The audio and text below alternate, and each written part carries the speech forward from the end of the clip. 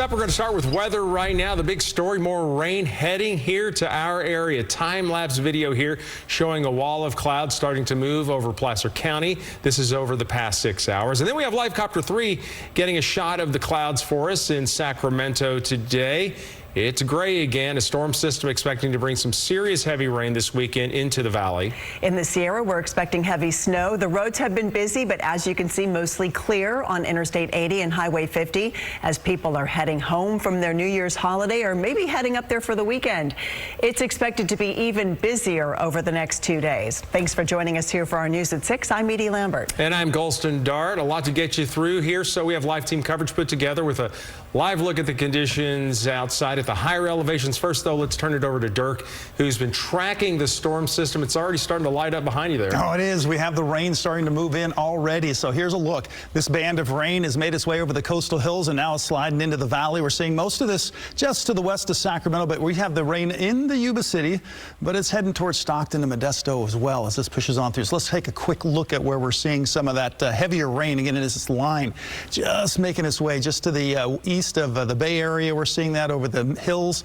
Livermore, it's heading that direction. San Ramon getting some of that more moderate to heavier rain. Concord as well as Vallejo kind of in that category as well. Napa seeing some more moderate to heavier rain, and that's sliding in past Fairfield and Vacaville, and then it kind of just skips up above Knights Landing, and you can see we have some more heavy rain in that region as you push into Colusa County.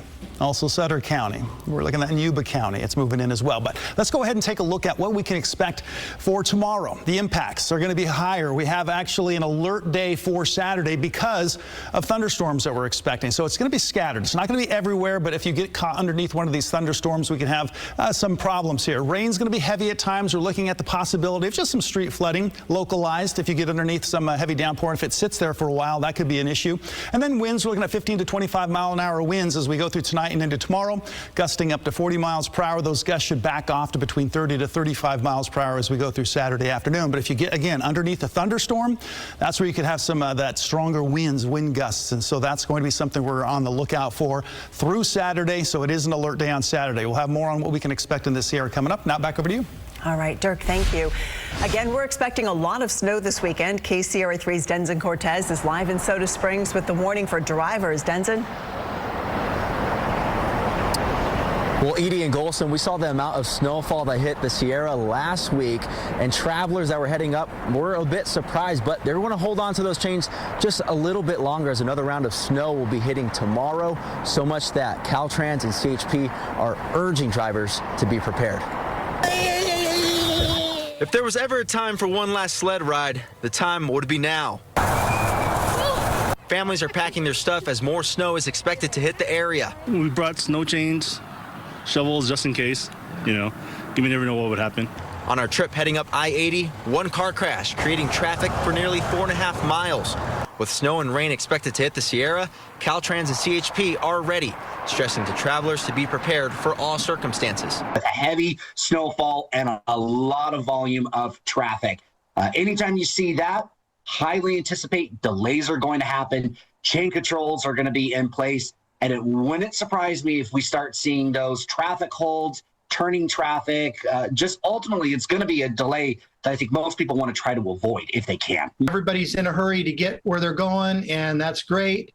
But when the road is slippery and icy, that's not the time to be going fast. Even the locals sharing some advice to travelers. You got any advice for the lowlanders coming up this way? Actually use the chains. Drive safe. Don't be a jerk. It's going to get worse real quick. And Caltrans is urging drivers stay committed to the highway. Don't use any secondary routes, as if you use those, the drastic changes could be very apparent. They really focus in on the highway, plowing that snow and slush out the way to create safer driving conditions for drivers heading back. In Soda Springs, Denson Cortez, KCRA 3 News. All right, Denson, thank you for that part of our coverage right now. The CHP says that a big rig driver lost control driving too fast on the icy roads. This is near South Lake Tahoe. You can see the result. This was out on Pioneer Trail at Vanderhoof Drive this morning with the semi-truck ending up on the snowbank there. They're using this as a reminder for people to remember to slow down and to stay alert. So people may be wondering how much more snow we're getting. Let's check back in with Dirk. Yeah, let's take a look at that. As you can see right now, there's no snow in the Sierra, but that's going to be changing through the night tonight.